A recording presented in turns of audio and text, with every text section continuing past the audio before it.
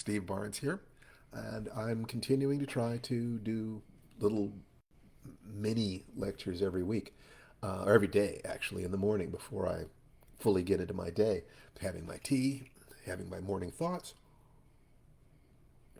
and sharing those thoughts with you. Now, we're focusing right now on the 90-day love feast, the second iteration, which is including the idea of nurturing our inner child. Because, and this connects to the love feast, because what I found was that I was having some negative reactions in terms of my relationship that did not really match the circumstances of the relationship. In other words, I adore Tananarive. I know she adores me. We love each other like crazy. We have enormous fun together. But there were times when I got angry. And the 90-day love feast demanded that I give her everything. And in order to do that, I had to ask myself why I was getting angry. Now, as you know, anger is fear. It's a mask over fear. You never get angry over anything that you want to happen. You know, and fear is an aversive response to either to something that's happening to you or someone that you care about, or some people that you care about. That identification makes it happen. So the question of why was I feeling fear in connection with things, and in some ways it didn't matter why I was feeling the fear. What mattered was that there was a part of me that was fearful, and that fear was manifesting as anger. That anger was having a negative effect on my relationship. So I made a commitment to taking care of that fear, of um, finding the place inside me that was experiencing discomfort and fear, what my teacher Harley Reagan used to refer to as the needy, wounded, abandoned child. What was my needy, wounded, abandoned child doing? Well, part of it just had to do, once again, there's a thing called zero content therapy. It doesn't matter what triggered it. What matters is how you react to it. So you can help someone have better reactions regardless of what triggers or where their problem originated. So there could be a dozen different reasons potentially, but the important question was, why am I not taking care of that little boy? Whatever damage has happened to him, whatever hurt has happened to him, whatever disappointments and fears and so forth, resentments that happened to him, I am now his father, and I am responsible for taking care of him. And if I can take care of him, then he will be happy, and I can give to Tananri without him feeling that he is being, deprived. So I put my emphasis there, and the result was that 90-day love feast was one of the best periods of our lives, and we decided to renew it and do it again. And that's when I realized that some of the people who might want to follow it don't have a relationship. Maybe they don't want one. Maybe they are widowed or widowers. Maybe they would like to have one but don't have one currently. But I wanted to create something that would be good for all of them. So that question of the child self, it seemed to me that it is congruent with the notion of being a healthy adult, um, the who can then have a healthy relationship with another person to deal with that child stuff. Deal with the child in order to free the adult. The adult takes care of the child's business. The child then gets to express all of her creativity or all of his, energy and aliveness. And now you have a healthy adult based upon the foundation of a healthy child. Looking at that stuff made, it creates a series of questions, and they are somewhat different questions than you will ask coming from another direction. And it's not that all the questions are valid. It's not certainly not that all the answers are valid, but they're provocative. And this morning I had one that had to do with Tananarive and her burgeoning success, and the fact that I take enormous pleasure from that, whereas and it's being honest to say that there was a part of me that would have felt uncomfortable about it, in terms of the little boy inside me. I mean, it can be similar to having a brother or sister who is more successful than you in some way, or you perceive it we don't always see ourselves, so we can go into that poor little me thing really easily. And I don't want to do that with Tananarive on a variety of levels. Least of all, that this is fun and she is wonderful. I love her, and everything she's doing is being good for our family. So how do I clean up my stuff so that I'm not jealous of her? Or, like I could be jealous of a friend, or jealous of a brother or sister, or jealous of a stranger. How do I do that? Well, I noticed that part of me was having fun with this. That's very different. And I thought to myself that committing to taking care of that kid inside me seemed to have freed up a part of me to see this game differently. And this morning I had a thought, and it related to that nexus of race and gender that I've talked about, that I feel that black women specifically have a special position in this, because those two things, the gender wars and racial identity, are really central to American culture right now. And there's an awful lot of stuff that relates to tribal extinction fear. And that nexus right there, we got to outbreed you. I mean, that's why the farmers beat the hunter gatherers. Hunter gatherer lifestyle is actually healthier, but farmers could produce more babies, which then led to more warriors, which then led to winning their wars. So reproduction and tribal health are very tightly related, and I can relate so much of what has happened in America in terms of gender, race, to one of those two things, without taking any position that says that one group, white or black, male or female, are inferior or superior to another. It's just the way tribal stuff works out. So I had this thought this morning, and I thought I'd share this with you.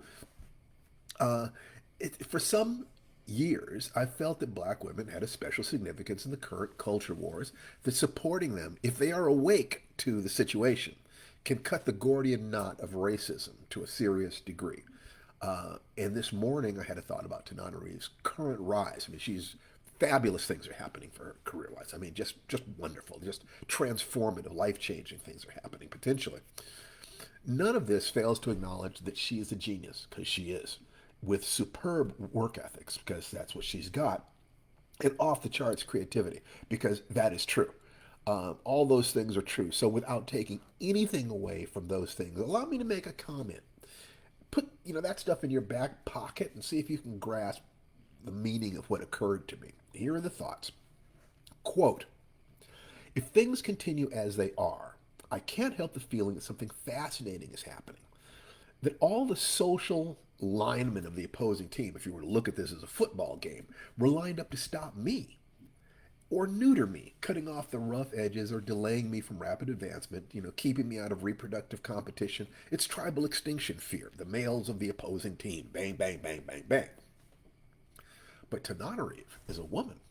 She's not reproductive competition, but in fact, a potential reproductive partner. That's very different. And for whatever reasons, she has a clearer field. There aren't as many linemen in front of her. And she's got powerful allies from black women who have worked their way into the system, black people in general who support her as one of the people who is significant culturally, and also is, well, she's just fun. And also women in general.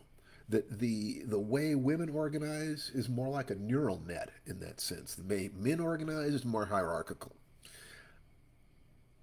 I was supposed to fight my way up the hierarchy at every step, having my ability to make a living, to sell a script controlled by, well, what kind of people those were, and noticing that in this instance, because of these allies she's got, even if white men are not helping her at all, as long as they don't s- s- compl- go out of their way to stop her, she's got enough allies to make it all the way to the top. Just people of color in general, men of color, women, black women especially, gay men, those groups where there's something other than reproductive competition going on. And in certain cases, it's a matter of the enemy of my enemy is my friend. There is enough of that if I back her play, that I can completely cancel centuries of carefully constructed social obstacles. It's like I'm flowing around them. And all I have to do is keep my ego in my pocket and forget the fact that this is not a war between men and women. It's not a war between her and me. It's not even really a war between black and white, although it is seen that way by certain kinds of, highly high testosterone, highly competitive guys, and the women who would mate with them. Make no mistake. But it's different. And it's enough different that it's starting to get fun. And it's even fun watching some of those highly competitive people, very tribalistic people, not being comfortable. Like watching their discomfort, and it comes out as anger. And it's, I, is that fun too? I have to admit, that's a little bit of fun too. That's evil Steve. That's not the best part of me, but it's honest. So taking care of my child allows me to remove the fear emotions that then allow me to plan and plot and take a look and see what the situation is and make my best moves without going into poor little me, needy, wounded, abandoned child, which leads to being able to make smart decisions, create unity, create allies who can then help me, fight for position, and then I turn around and help them. And they're certainly hoping I will, and I will. That's just who I am. And I'll make sure that they know that I'm the kind of person who does that. This, I think, shows me a way that almost anybody can make it. If you take care of your own fear so that the negative emotions don't cloud your vision, then you can find the allies around you that will allow you to flow around the obstacles and get where it is that you want to go. That's what I believe. And there are people who will attack that, like they will attack the magic formula. You have a mapper model of success, how to get there. You're taking constant actions. G is for gratitude, controlling your emotions. I is for clear intention, clear goals. And C is for confidence, courage that you can and should do this. There are people who will object to this because they think I'm wrong. They think that I will hurt people. They think that some people will use the notion that it is even possible to leverage yourself to success as an excuse not to change society and become fairer. Anybody who knows me knows that society, I believe society must become fair, must have a social safety net that is superior to what we have today by far. That's I've said that so many times that anybody who doesn't get that is deliberately deleting the information. Because the other side is the question of why might someone be afraid if I'm right, if it is possible? And there are two reasons that I can think of. One is personal. If I'm right, then there's something about my philosophy and the way I'm talking about this that is challenging to their egos. That they would have to change. They would cause them pain. That their ego would die, in essence, if this were true. They'd have to, if they believe, for instance, that they have done the best they could with the resources they have. And I say, no, it's possible to do better. I am having a negative effect on one of the ways they protect themselves emotionally. And I regret that. That was not my intent. And I say, start with loving yourself. Start with loving yourself that you have no fear, that you have absolutely done the best you could with the resources you have. And now we're getting better resources. That's one thing. And by the way, the people who object, they really hate the idea that anger is fear. I mean, really, really, it's really so much fun. Um, but the other is social. The gatekeepers, anything, whether you're talking about black and white, male and female, gay and straight, immigrant and naturalized citizen, the gatekeepers are used to being able to determine the pace of change. If I'm right, there are ways around the hierarchical structure, call it the patriarchy, um, that would have to be terrifying because they can't put the brakes on. They can't determine the pace of change or the direction of change. That's a genuine reason to be afraid. It's not unethical. It's not dishonorable. It's real. It's real human stuff. What can we do? All I can really say is that pattern of love yourself, love one other person, to force you to open up, develop a sense of how human beings got to this point in the world without guilt, blame, or shame. Ignore the trolls and support your tribe. However you define your tribe, I define my tribe as those people who are willing to work together to build a better future for all of our children and grandchildren. And the last step is to win with mercy, win with integrity, to be kind to people. That you may be right and they may be wrong, but next time maybe you'll be wrong and they'll be right. And you need to treat them the way you would want them to treat you. So, yeah, there's a lot of fear out there, and there are a lot of obstacles, and there are people who think that it's impossible to change and grow, and others who believe that it's very possible. If you were to take a look at what I've said this morning, you will see that I'm describing my route through all the obstacles that have been thrown at me over the course of a lifetime. And a lot of that happened when I found the right allies, whether those allies were Steve Muhammad or Larry Niven or my first wife, Tony Young, or my second wife and my soulmate, Tananarive Dew. I'm looking at a lot of different factors here, working backwards from trying to be the best person I can be, the most successful person I can be, the most loving and joyful person I can be.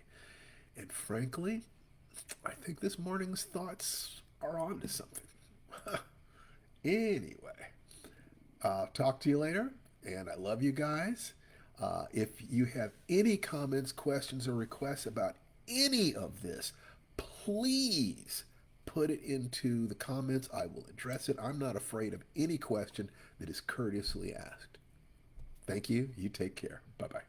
Oh, and if you'd like to further this discussion about the impact of the child, join our Saturday meetings. Every Saturday we have a Zoom meeting where we talk about the 1% growth per week, the impact of breathing, the morning ritual, and now creating the proper alliance of child to adult. Take care, everyone. Go to www.stephenbarneslist.com. Bye bye.